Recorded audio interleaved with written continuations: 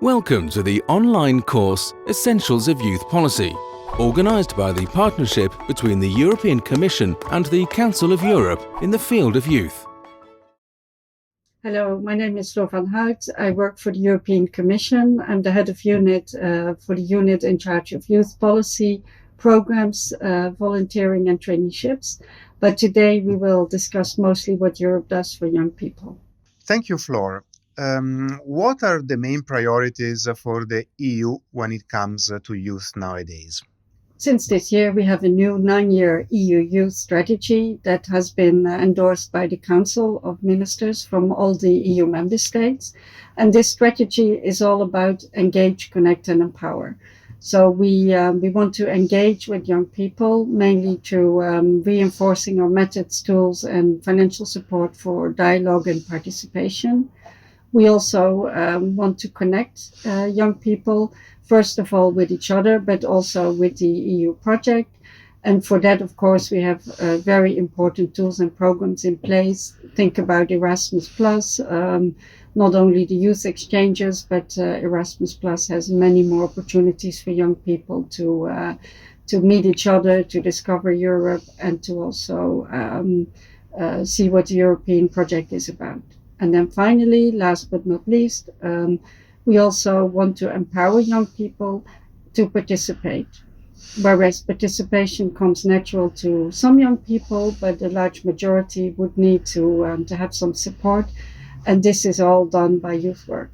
So when we talk about empowering young people, we very much actually talk about supporting youth work to work with young people to improve their capacity. And we think there are many challenges ahead, after which we'll talk about that. Are there some new projects or initiatives which will represent support for the development of youth policy in Europe?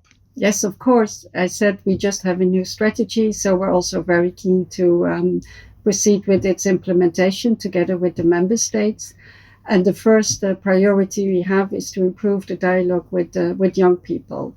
We had for years, you may know about it, the structured dialogue, but we are now reforming it into the EU Youth Dialogue. And how will it be different? Our ambition, first and foremost, is to make the dialogue more open and more diverse, so that different young people from all corners of Europe with different interests and different ambitions when it comes to getting engaged in European dialogue can all participate. We are working hard with the partners, the member states, the youth organizations to make this happen. We're working with national working groups to see how we can bring this topic further. We are also looking in how we can make the dialogue more visible online, so we can also reach out more young people who are increasingly online, of course. A project very dear to our hearts is volunteering and solidarity. Since 2016, we have been working to set up the European Solidarity Corps.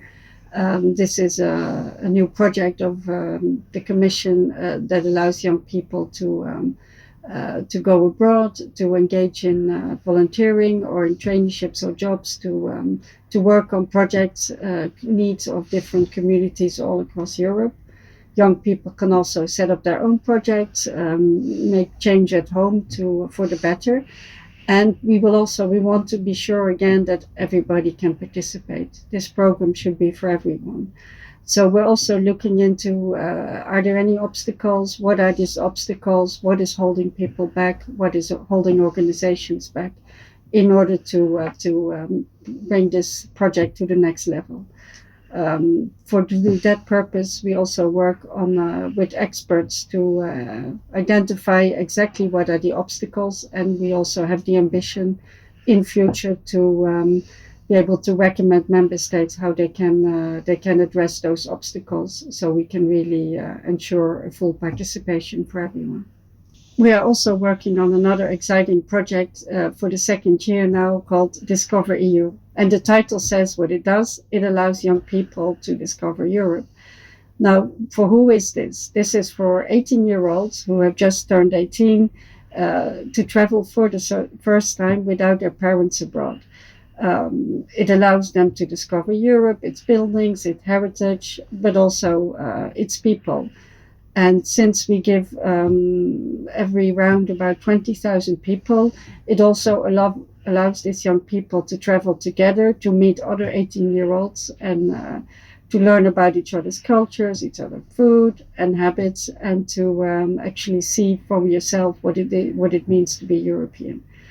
And we're also working, we have proposed to make this initiative part of Erasmus in the future. So we're also looking into how we can further evolve this initiative, ensuring that it has educational value. And again, as for the other actions we work on, to ensure it's accessible for everyone and it's inclusive. I spoke about our projects to engage and connect, and of course we also have ambitions to work on empowering young people to youth work. And we are very happy that the German presidency is willing to organize next year in 2020, for the third time actually, a European Youth Work Convention. And it will be a good time now to look at all the challenges that youth work is facing. We already know a couple. For instance, the digital evolution will also affect youth work like any other profession. So we have to look into the implications of that. And of course, the young people, the clients of youth work, are very much at ease with online method and tools. We will also need to look further into how we can ensure good recognition of youth work and youth work outcomes. And so hopefully we can draw up an agenda and put all these challenges on the table at the time of the convention and turn this into a true European youth work agenda. How is the future of youth policy in Europe? Luckily, we can rely on sources of evidence, on the implication of researchers to do certain studies, to do foresight work. And based on this data, this information that we're getting, we hope to spot future trends. Some, as I already mentioned earlier, the digital transformation will have big implications for the way we work, the way we interact, and this is true for the youth sector as for any other. But apart from that, we also see that democratic participation is evolving. We have, for instance, seen the mass mobilization of pupils around climate change, led by Greta Thunberg, who has mobilized many young people. And the way in which this was done is totally different than what we were used to in the years behind us.